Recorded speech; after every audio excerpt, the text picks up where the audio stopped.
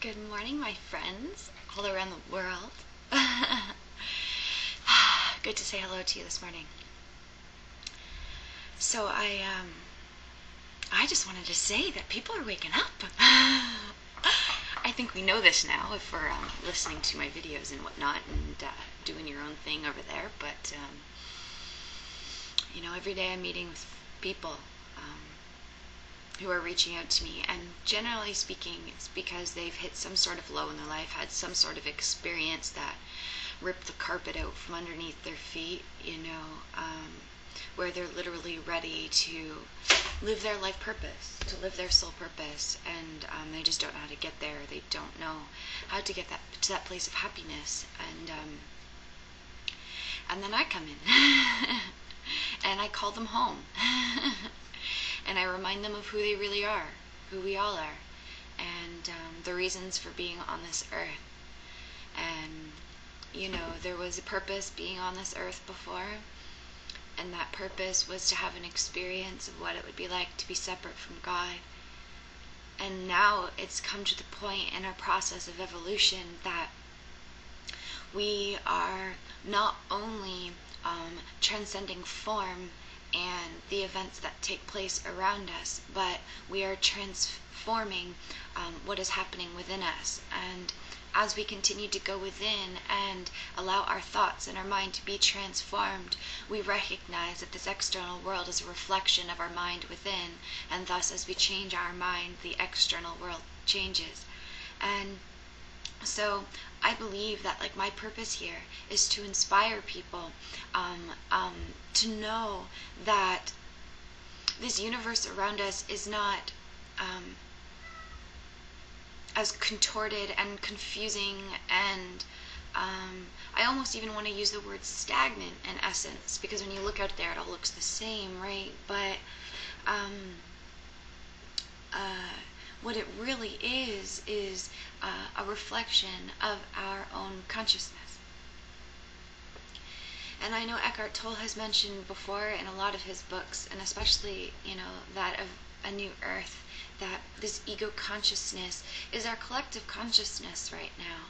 And it is how we are perceiving this world, and we are perceiving this world as if other people can affect us and hurt us, and that we can be harmed and our bodies can die, and we need to be afraid of when we're going to get our money so that we can pay all our bills and not go into debt and go to school and have a family and white picket fence and all of this stuff, right?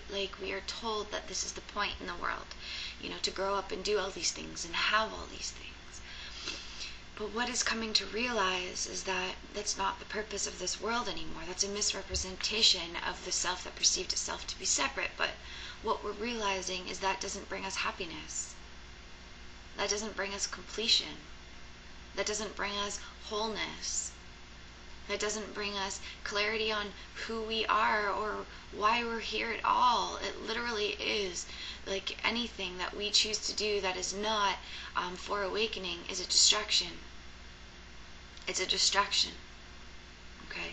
Because we are going through this evolutionary process where we are starting to detach from the thinking mind and recognize that this thinking mind is not who we are. It is not who we are. Everything that this character has built up to be, whether it be, having the beautiful, perfect body, making a lot of money, having a good job that you can tell other people, and so it sounds really good on your part, for having, a good-looking partner so that you guys look good together in the eyes of everybody else, everything, right? We build up this character based on the body, based on form, all of these years, and it gets to a point that we realize that does not bring me happiness, and I am not complete, so then what next? And that what next is when we start to recognize that, wow, I have been identifying with a false I, a false sense of self. I have been dealing with the self, this external world, and my family and my parents and religion have told me to build up to be. This is not the true essence of my divine eternal nature, right? And so what you're recognizing at the same time is that there is another way. that there is another choice. And this other choice is merely just a shift in mind, a shift in consciousness that allows us to open up to the beauty and the perfection in which this world offers, so that no longer are we seeing through the eyes of the body and experiencing death and pain and torture and suffering. Okay? But instead what we get to experience is the absolute divinity in which God created us as, and we can see that reflected outside of us in all of our brothers and sisters and all these events that happen, all these experiences that happen. So instead of judging it for what it is, or what has happened, or what should have happened, or what could have happened, instead of all of that, okay, what we simply do is step back. We allow ourselves to embrace that space of quietness, of openness within our own minds. That space beyond the thoughts that we are guided to with simple willingness of being there, focusing on our breath and stilling our mind. We get to that place of openness. And it is in that place when we ask to see differently. It is in that place when we ask Spirit to show us these experiences through new eyes, to see it through the eyes of love and not the eyes of fear. And to know that the moment we were born here, we built up the mind of fear. We have, and that's how we've been living our lives through. We hear the voice for love. It's there. But then at the same time, we're bouncing back and forth between the voice for love and the voice of fear. One that tells us that we are absolute, unlimited, perfect beings who could do whatever we want in this world and that it doesn't matter what other people say. And then there's another mind that says, no, you suck. Look at all the times you failed in the past. Look at all the times you fell down and couldn't pick yourself up, and now you're here crying and you're in the depths of your bed. And look, you haven't gone anywhere. You haven't done anything. You haven't made yourself better or anything. You suck. That's it. We have two voices in our head. One that speaks to us of God, from God, to us as a child of God. And another one that is a complete illusion and fabrication of our wish to experience separation, and therefore it is a mechanism of mind. A filtration system that allows us to take in this physical world through the physical senses of our body and interpret it, have a perception of it. And then as we hold all these beliefs, these values, these ideas, these concepts in our mind, it becomes the veils in which we see this world through. We start picking out in our experience whatever is in our mind. And thus we are drawn to the particular things that are in our mind. We're not seeing truly. We're not experiencing this world as it really is. We're experiencing this world as we think it is. But I'm done with thinking about it because I don't friggin' know what this world is. I don't know what any of this is. I don't know who I am. There's no meaning to any of this stuff except for the meaning that I give it. So if I take my meaning off of the desk, and I take my meaning off of myself, off this body, when I take the meaning off this water ball, when I take this meaning off of anything else in this world, then a new meaning can come in its place, and it's the meaning that God gives it. It's the truth that God gives it. It's not the falsity in which our separate ego consciousness has declared it to be. So now we are at a time where we can choose. Do we choose love or do we choose fear? Do we choose God or do we choose ego? Do we choose salvation and atonement and peace of this world, or do we choose death and separation and pain and chaos and war of this world? Literally, people, it is a choice, and it happens within the mind. In every moment of our days, with every person and every experience, is another opportunity for us to question, who am I talking to? Am I talking to ego or spirit in my brother? Who is speaking? Is it ego or spirit within me? What's the purpose in which I'm doing? Is it because I'm afraid that I might not have something? Or I'm afraid that someone might call me a name? Am I afraid that someone might, say something to me that I won't like and will make them upset or something? Is that my motive? Is that my purpose? Or is my purpose for love, for giving, for serving, for fulfilling my life purpose, for remembering who I am?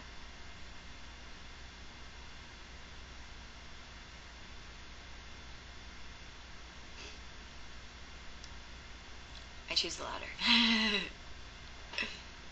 And in this process of simply just choosing what path we want to go on, we are carried.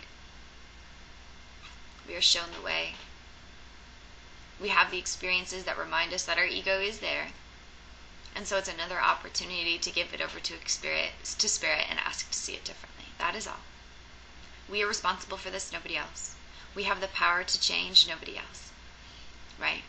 We can choose to change our mind and our perception of things, and thus our relationships change for the better. Right? It doesn't mean that when we choose God and we choose love that the physical life and form that we have is going to fall apart and fall away. It might, if that's what's helpful for all involved.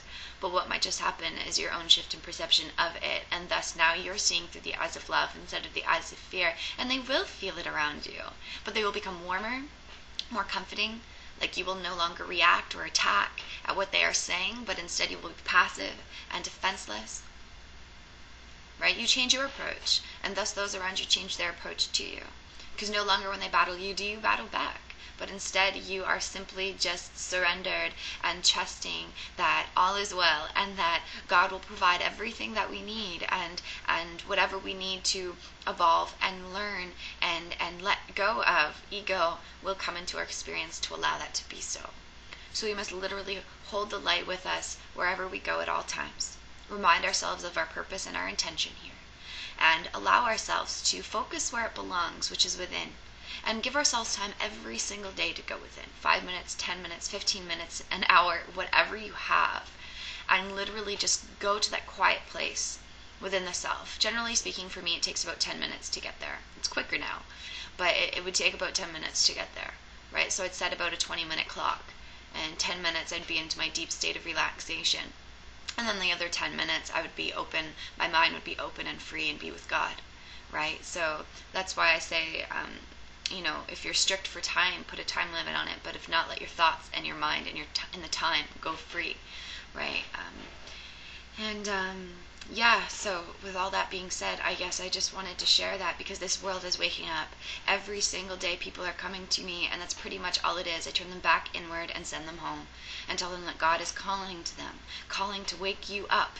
We need you, we need you, we need you, we need you, we need you. Be who you are, be who you are, be who you are, be who you are. And then naturally and automatically we live a life of perfect love, perfect peace, abundance, excitement, joy, euphoria, miracles. This is a natural extension of who we are, people. And I don't know about you, but I want to live a life in love and of miracles and of serving the fellow people around me. Absolutely. There's nothing else I would want to do more than my part in God's plan. More than my part in this universal plan, whatever you want to call it.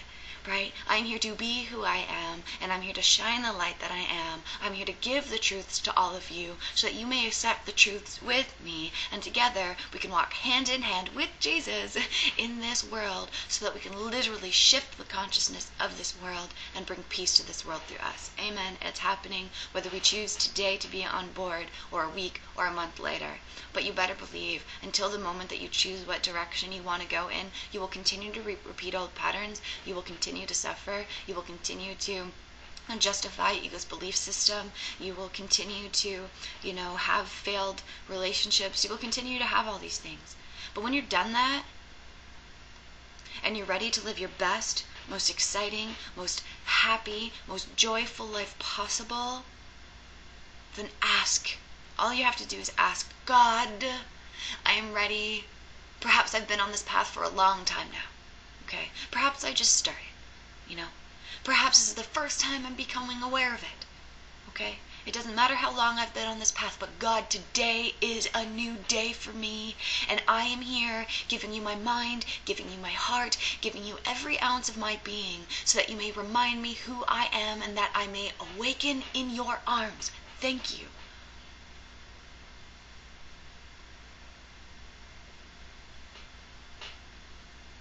I don't know who I am. I don't know how to heal. I don't know how to forgive. I don't know how to let go. I don't know how to be in perfect happiness and love all the time.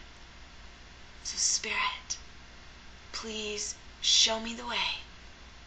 Thank you, thank you, thank you.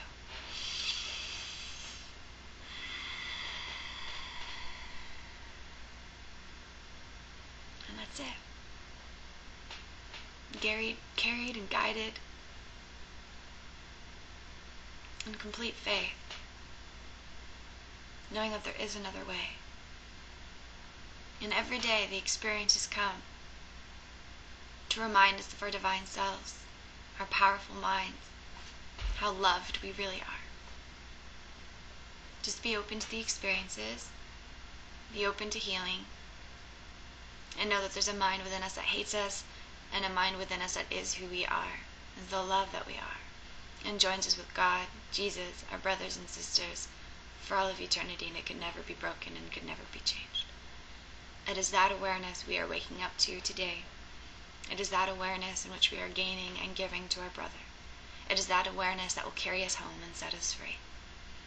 I am willing and loving that I am able to be who I am, to be the light, the truth, and the way for all of you, with Jesus and Holy Spirit as my guide.